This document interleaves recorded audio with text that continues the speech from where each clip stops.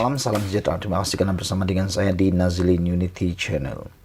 Isu lebih pokok, untuk apa Zahid Hamidi dedah pertemuan sejam setengahnya dengan Najib secara terbuka?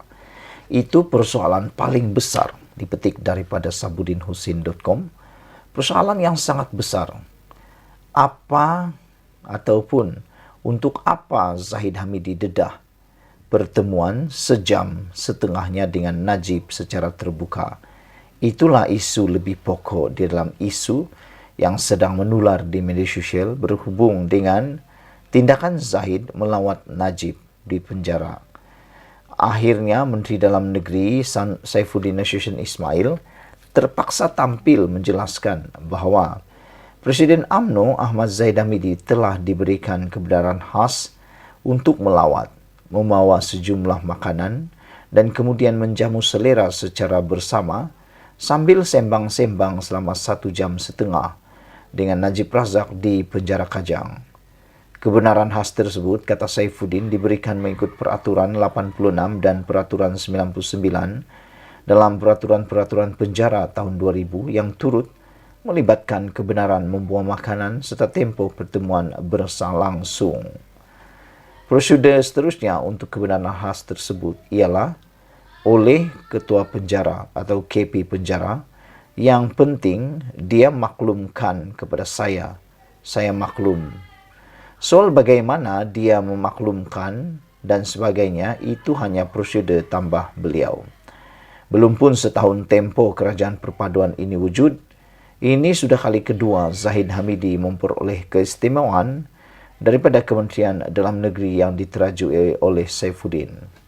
Kali pertama apabila Saifuddin pada 7 Mac lalu memaklumkan kementeriannya telah memberi pengecualian daripada pematuhan Seksyen 13 dalam kurungan 1 kurungan C kurungan 4 Akta Pertubuhan 1966 Akta 832 kepada UMNO berhubung keputusan usul tambahan tidak mempertandingkan jawatan Presiden dan timbalan Presiden yang dipohon parti itu. Pengecualian itu adalah berdasarkan Seksyen 70 Akta Pertubuhan yang membolehkan Menteri menggunakan kuasa budi bicara bagi mengecualikan sesebuah pertubuhan daripada mana-mana peruntukan yang di bawahnya. Yang terbaru dan kali kedua pula, Zahid Hamidi diberi kebebasan khas atau kebenaran khas melawat, membawa sejumlah makanan kegemaran Najib, kemudian makan bersama sambil sembang-sembang secara empat mata selama 1 jam setengah dengan bekas Presiden UMNO yang sedang menjalani hukuman penjara 12 tahun itu.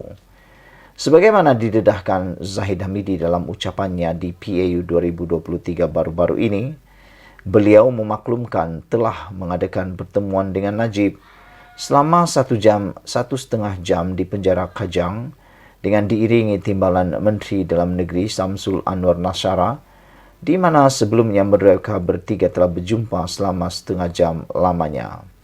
Artinya, secara keseluruhan, perjumpaan Zahid Hamidi yang merupakan timbalan Perdana Menteri dan masih merupakan tertuduh dalam kes pecah amanah, rasuah serta pengubahan wang haram melibatkan dana Yayasan Akal Budi dengan Najib selaku orang yang sedang menjalani hukuman penjara ialah selama 2 jam. Hebat, hebat, hebat.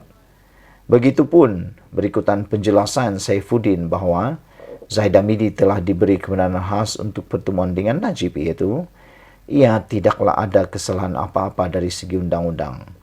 Kata orang, ada kuasa semua perkara boleh jadi beres belaka. Cuma, beberapa persoalan lain timbul susulan lawatan Zahid Hamidi yang diberi kebenaran khas itu. Terutama untuk apa beliau mendedahkannya secara terbuka di depan perwakilan UMNO. Kenapa tidak beliau merahsiakan saja pertemuan itu? Lebih-lebih lagi, sebagai bekas Menteri Dalam Negeri, Zahid Hamidi tentu tahu bahawa mengunjungi Banduan sambil membawa semua makanan kegemaran Najib dan tempoh lawatan 40 lawatan tempat pula berlaku selama 1,5 jam, ia bukanlah suatu amalan yang biasa. Adakah Zahid Hamidi ingin menunjukkan beliau seorang yang amat berkuasa dan boleh melakukan apa saja dengan jawatan serta kedudukannya dalam kerajaan perpaduan ini? Adakah beliau ingin memberitahu perwakilan UMNO betapa bersungguhnya dia dalam membela dan mahu membebaskan Najib? Sebaliknya, di kalangan rakyat marhain biasa, pertanyaan yang berbangkit ialah, bolehkah mereka juga diberikan keistimewaan seperti diberikan kepada Zahid Hamidi? Itu jika mereka ada keluarga atau kenalan yang sedang ditahan di mana-mana penjara. Apapun yang pasti, kelakuan Zahid Hamidi itu tidak memberi imej serta gambaran yang baik kepada kerajaan perpaduan, bahkan menjadi peluru tambahan kepada pihak pembangkang untuk melakukan lebih banyak tembakan lagi menjelang PRN akan datang. Di pelbagai medan perbualan rakyat, dengan jelas boleh didengari rasa tidak puas hati terhadap lawatan itu. Khususnya, untuk apa dan atas kapasiti apa kebenaran khas itu diberikan kepada Zahid Hamidi.